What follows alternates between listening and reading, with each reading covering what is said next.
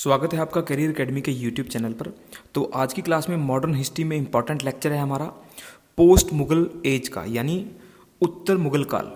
तो उत्तर मुगल काल में हम इस काल में राजनीतिक तौर पे देखेंगे कि किस प्रकार से मुगल राजवंश में राजाओं में परिवर्तन होता है और उत्तर मुगल काल में किन किन राजाओं ने शासन किया, उनकी नीतियाँ कैसे थी और कैसे कैसे उनका साम्राज्य जो है धीरे धीरे कमज़ोर हुआ है।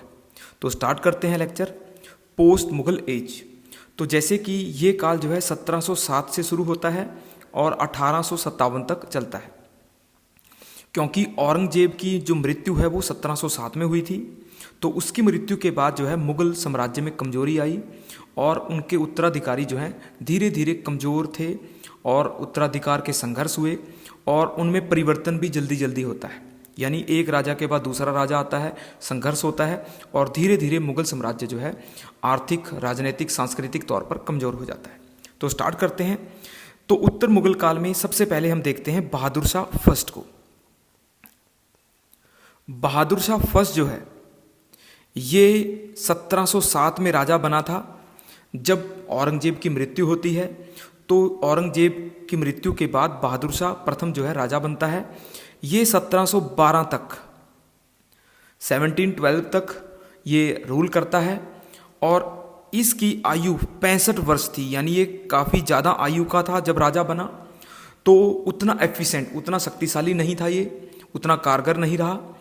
तो फिर भी इसने औरंगजेब की कुछ नीतियों को परिवर्तित किया। इसने सबसे पहले जजिया कर को बंद कर दिया। औरंगजेब ने जजिया कर लगाया था तो इसने जजिया कर को बंद कर दिया ताकि जो राजपूत थे, मराठे थे और हिंदू तबका था वो जो है शांति से, प्रेम से मुगलों के साथ नीति बनाई। तो जजिए को समाप्त किया था बहादुर शाह जफर ने। इसके अलावा बहादुर शाह प्रथम जो है इसने सिखों के साथ अच्छी नीति अपनाने का प्रयास किया और गुरु गोविंद के साथ शुरू में एक साल जो है गुरु गोविंद सिंह के साथ इन्होंने एक अच्छी सहानुभूति वाली नीति बनाई, उनके साथ संघर्ष को बंद कर दिया। परंतु बहादुर शाह प्रथम के समय काल में बंदा सिंह बहादुर ने विद्रोह कर दिया था। तो बंदा सिंह बहादुर जो है वो संघर्ष करता है 1708 से लेकर 1712 तक, इसके समय काल में, और 12 के बाद और जो राजा हैं उनके समय उनका संघर्ष होता है। तो बंदा सिंह बहादुर का संघर्ष जो है बहादुर शाह प्रथम के समय में होता है। जो सरहिंद का युद्ध जो है ये बंदा सिंह बहादुर ने लड़ा था और सरहिंद के युद्ध में उसने वजीर खान को, जो सरहिंद का नवाब था वजीर खान, उसको डिफीट किया था बंदा सिंह बहादुर ने। तो बंदा सिंह बहादुर ने 1710 में सरहिंद का जो महत्वपूर्ण क्षेत्र था उसको समाप्त किया और जो है मुगलों का एक महत्वपूर्ण जो गढ़ था उसका अंत कर दिया। तो वजीर खान को युद्ध में हराया था बंदा सिंह बहादुर ने। इसके अलावा जो बहादुर शाह प्रथम है ये उतना कारगर नहीं था, नीतिगत रूप में भी और राजनीतिक रूप में भी। तो इसको लोग जो है साहिब बेखबर कहते थे, साहिब बेखबर। तो साहिब बेखबर क्योंकि ये राजनीतिक तौर पर उतना अवेयर नहीं था तो इसको साहिब बेखबर कहा जाता था और उतनी नीतिगत जो है ये फैसले नहीं ले पाता था। तो इसके समय में अमीरों ने संघर्ष शुरू कर दिया था और वो धीरे धीरे शक्ति बढ़ाते जा रहे थे। तो बहादुर शाह प्रथम ने अपने राज्यकाल में शांति बनाने का प्रयास किया, परंतु राज्य जो है कमजोर होने लगा। जो जमींदारी संकट था और जागीरदारी संकट था वो गहराता जा रहा था। जागीरदारी और जमींदारी संकट जो है गहराता जा रहा था, जिसके कारण जो है जो आर्थिक तौर पर मुगल साम्राज्य जो है धीरे धीरे कमजोर होने लगा। भूमि पर नियंत्रण जो है जमींदारों का और जागीरदारों का हो गया, तो राज्य का नियंत्रण जो है धीरे धीरे कम होने लगा। तो इसके कारण जो है जो बड़े जमींदार होते थे वो राज्य के खिलाफ जो है नीतियां बनाने लगते हैं। तो बहादुर शाह जो प्रथम था वो उतना शक्तिशाली राजा नहीं था। इसके बाद जो दूसरा राजा आता है वो आता है जहांदार शाह। तो जहांदार शाह जो है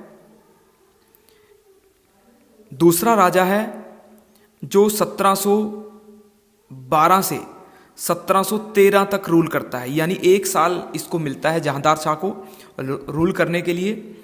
तो ये भी उतना शक्तिशाली नहीं है, कमज़ोर ही शासक रहेगा ये भी। तो जहांदार शाह ने उस समय अपनी जो पद प्राप्त किया था या राजा बना था, बादशाह बना था, वो अमीरों की सहायता से बना था।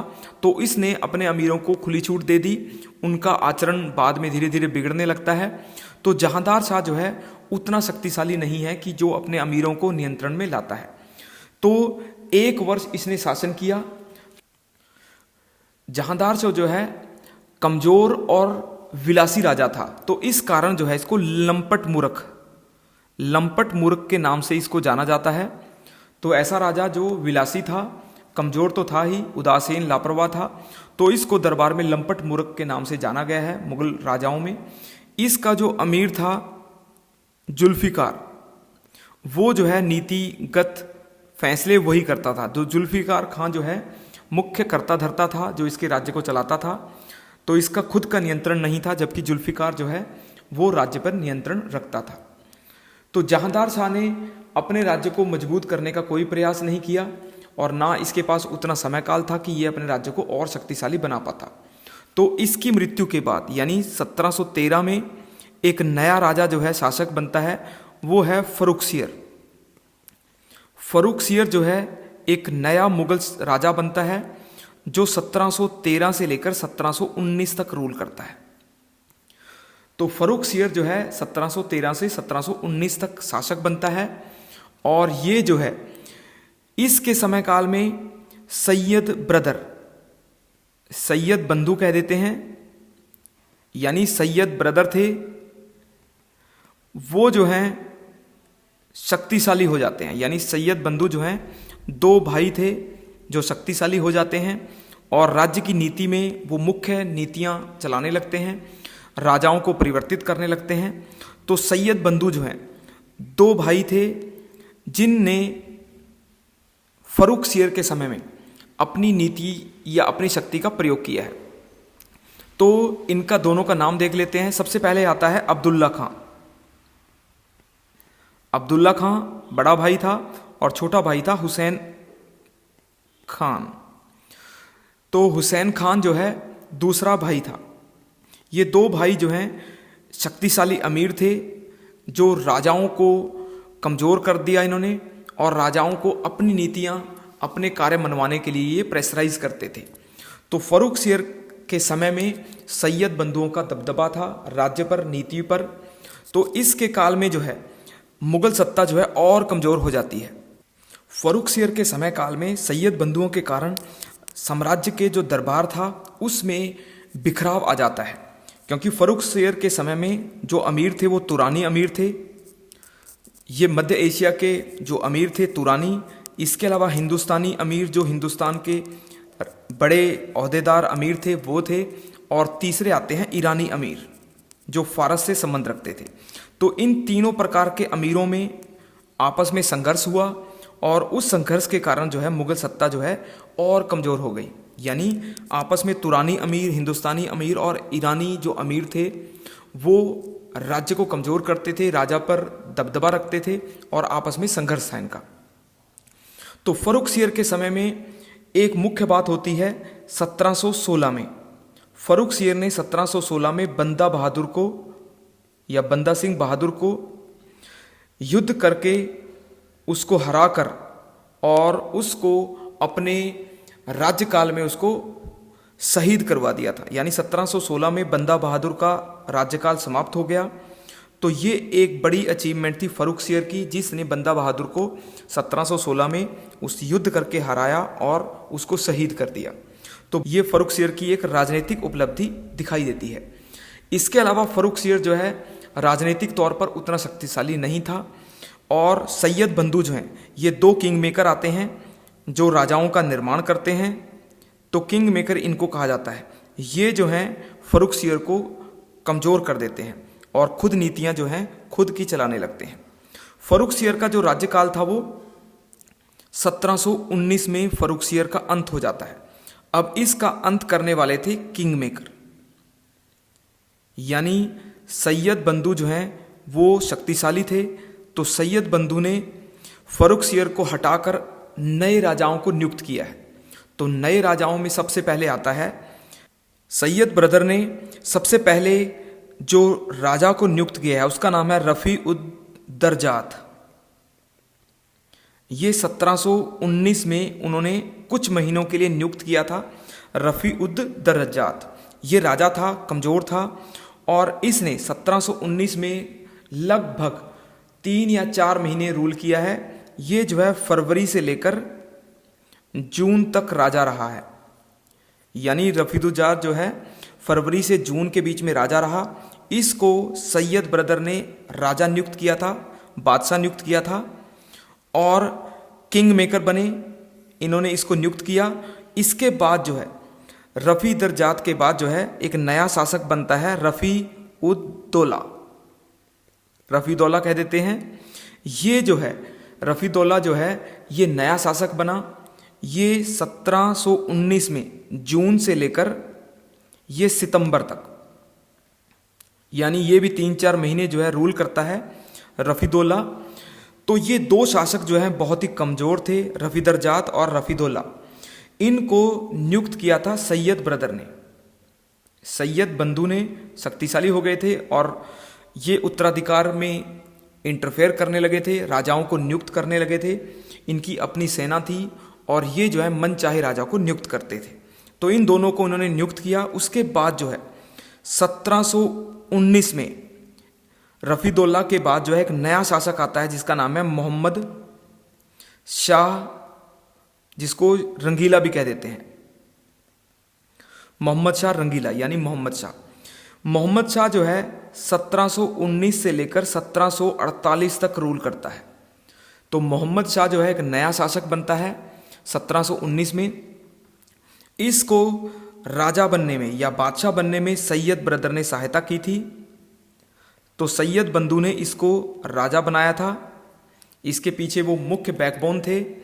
परंतु जैसे ही मोहम्मद शाह राजा बना तो इसके दरबार में और अमीरों ने विद्रोह करना शुरू कर दिया और उनका मुख्य कार्य था सैयद बंधुओं को रास्ते से हटाना। तो कई अमीरों ने आपस में मिलजुल कर सैयद बंधु को हटाया। यानी 1719 में सैयद ब्रदर को युद्ध में हराकर राज्य की नीति से बाहर कर दिया गया, उनका जो प्रभाव था वो समाप्त कर दिया गया। तो एक तरीके से मोहम्मद शाह रंगीला के समय में सैयद बंधुओं का अंत हो गया, उनकी राजनीतिक प्रभाव जो है उसका अंत हो गया। तो एक तरीके से सैयद ब्रदर जो हैं वो 1719 में समाप्त हो जाते हैं। इसके बाद जो है मोहम्मद शाह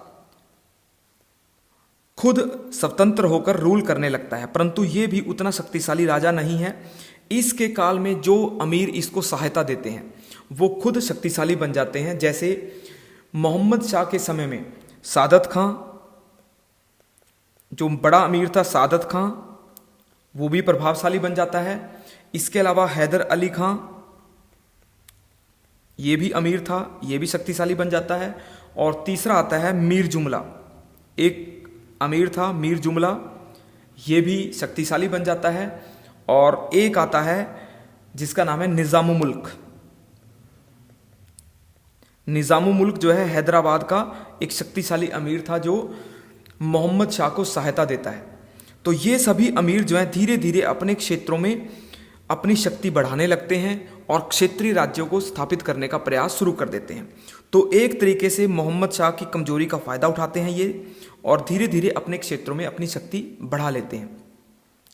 तो एक तरीके से देखा जाए मोहम्मद शाह जो है कमजोर राजा है। तो मोहम्मद शाह को विलास में, संगीत में आनंद आता था, तो इसको शॉर्ट फिल्म में रंगीला कहा गया है। यानी इसकी विलासिता के कारण इसका नाम बिगड़ गया था, मोहम्मद शाह रंगीला कहा गया इसे। इसके अलावा इसके काल में उर्दू का विकास हुआ है। उर्दू का विकास जो है, एक क्वेश्चन आ जाता है कि उत्तर भारत में उर्दू का प्रवेश कब होता है, तो मोहम्मद शाह रंगीला के समय हमें उर्दू भाषा के रूप में विकास दिखाई देता है। मोहम्मद शाह रंगीला के समय 1739 में एक विदेशी आक्रमण होता है, ये भी महत्वपूर्ण है विदेशी आक्रमण। ये आक्रमण जो है 1739 में नादिर शाह का आक्रमण था।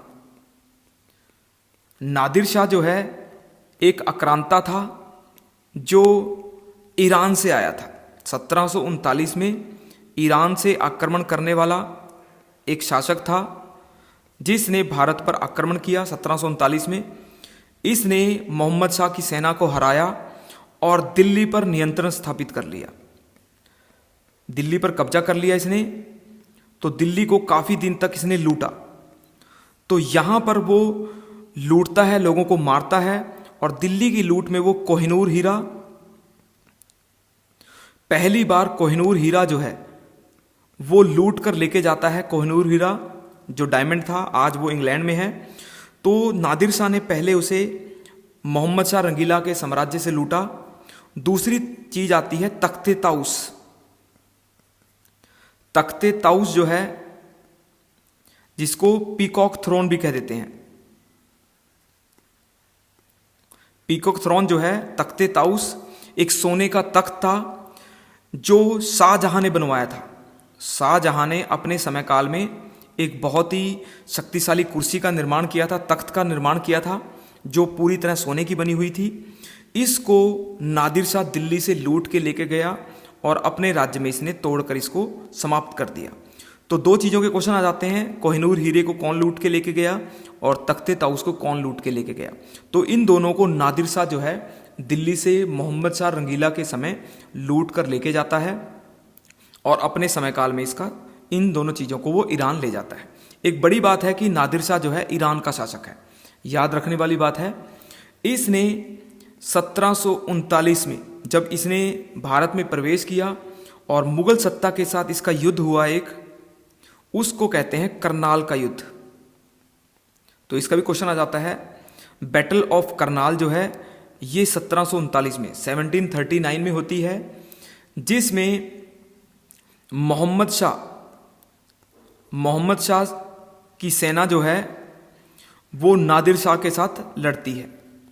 तो नादिर शाह इसमें अंत में जीतता है और दिल्ली पर कब्जा कर लेता है। तो बैटल ऑफ करनाल याद रखनी है 1739 में, जिसमें नादिर शाह जो है मोहम्मद शाह रंगीला को पराजित कर देता है और दिल्ली पर नियंत्रण कर लेता है। तो मोहम्मद शाह रंगीला का समय काल जो है उतना शक्तिशाली नहीं है, इसमें मुगल साम्राज्य धीरे धीरे कमजोर होने लगता है और ये खुद भी राजनीतिक तौर पर उतना शक्तिशाली नहीं था।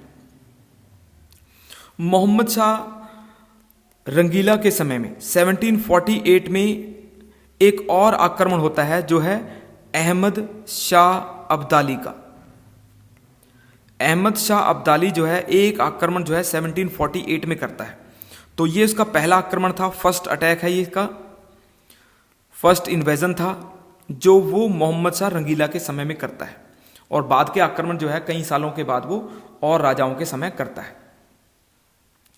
मोहम्मद शाह रंगीला के बाद जो है 1748 में एक नया राजा बनता है जिसका नाम है अहमद शाह। ये भी कमजोरी है, अहमद शाह।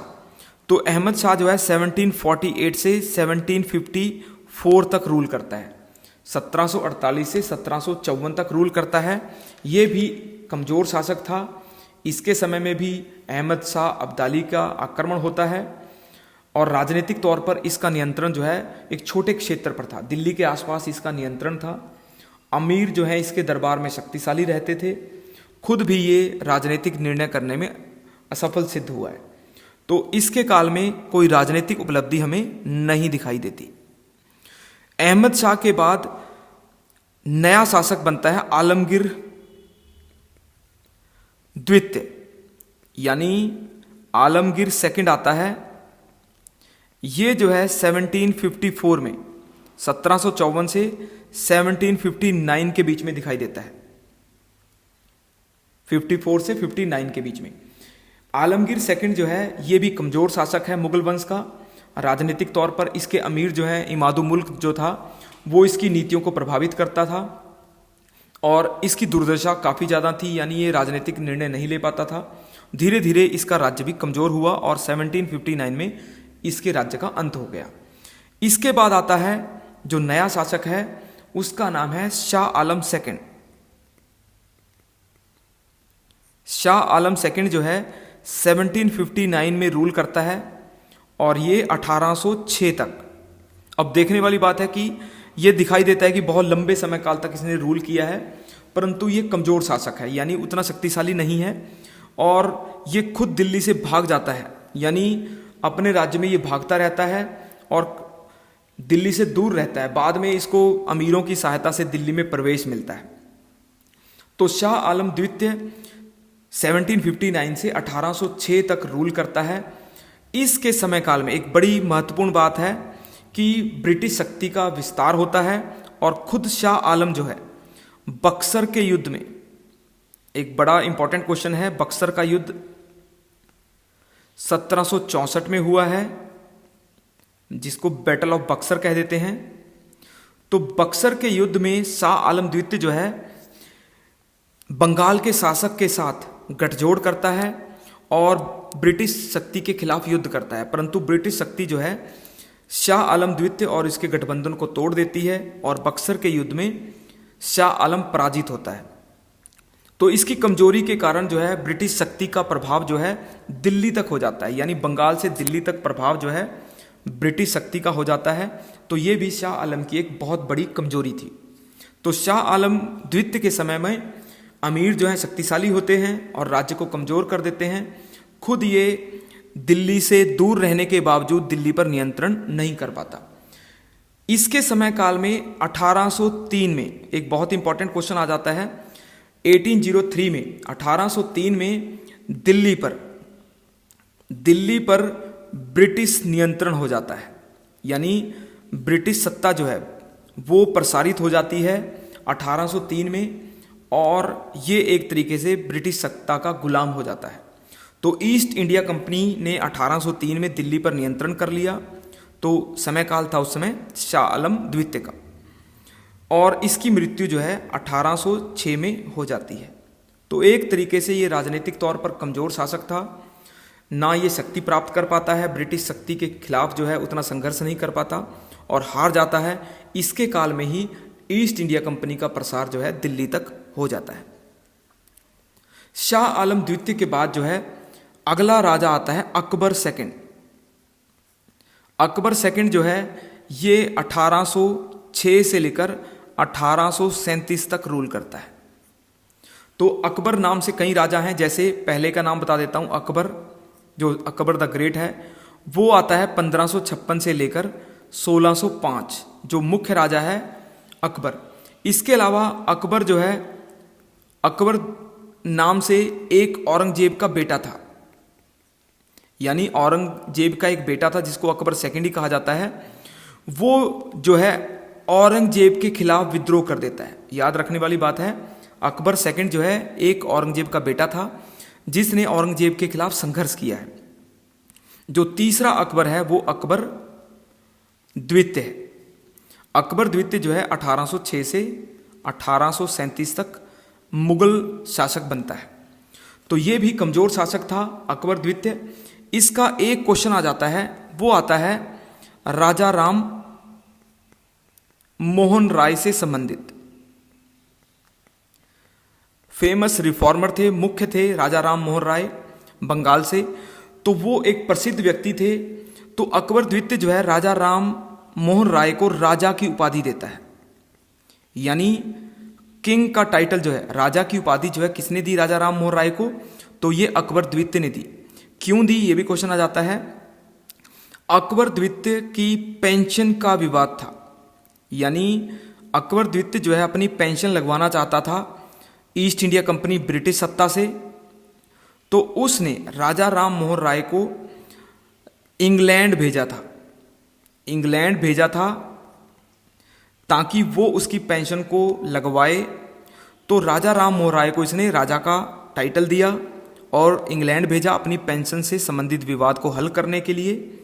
तो अकबर द्वितीय जो है कोई इसकी राजनीतिक उपलब्धि हमें दिखाई नहीं देती, तो एक कमजोर शासक ही दिखाई देता है। अकबर द्वितीय के बाद जो है अंतिम मुगल राजा आता है बहादुर शाह जफर। अब इसका जफर जो है इसके शॉर्ट नेम लगता है। ये 1837 से 1857 तक रूल करता है। तो ये जफर नाम से कविताएं लिखता था। ये भी क्वेश्चन आ जाता है कई बार। ये जो है कवि था, पोएट था। तो जफर इसका शॉर्ट नेम है जिसके नाम से ये कविताएं लिखता था। तो इसको बहादुर शाह जफर कह देते हैं। 1837 से 1857 तक ये रूल करता है। अब इसके समय में 1857 का रिवॉल्ट होता है या विद्रोह होता है, जिसमें काफ़ी सारे लोग जो हैं ब्रिटिश कंपनी के खिलाफ विद्रोह करते हैं और अपना नेता जो है बहादुर शाह जफर को बनाते हैं। तो एक बहुत ही महत्वपूर्ण क्वेश्चन है कि 1857 का लीडर कौन है। तो मुख्य नेता जो है वो था बहादुर शाह जफर। ये सबसे बुजुर्ग नेता है, यानी सबसे ओल्ड था, और ये जो है नेतृत्व उतने अच्छे तरीके से नहीं कर पाता। रिवॉल्ट जो है फेल हो जाता है। तो ईस्ट इंडिया कंपनी के जो सेनापति थे वो बहादुर शाह जफर को अरेस्ट कर लेते हैं और इसको रंगून भेज देते हैं। जेल में डालकर इसको रंगून, म्यांमार, बर्मा में भेज देते हैं और वहीं पर इसकी मृत्यु हो जाती है। यानी बहादुर शाह जफर की मृत्यु जो है रंगून में होती है और इसकी मृत्यु का टाइम है 1862। 1862 में रंगून में इसकी मृत्यु होती है। तो इसने अपनी कब्र पे लिखवाया था कि बदकिस्मत को अपने देश की 2 गज जमीन भी नसीब नहीं हुई। यानी मृत्यु के समय इसकी कब्र जो है वो रंगून में बनी हुई है, यानी भारत में इसकी कब्र नहीं बनी। तो इसको 2 गज जमीन जो है भारत में नसीब नहीं हुई थी। तो इसको बहादुर शाह जफर या बहादुर शाह 2 भी कह देते हैं। यानी इसका एक शॉर्ट नेम जफर है, परंतु इसका असली नाम था बहादुर शाह सेकंड।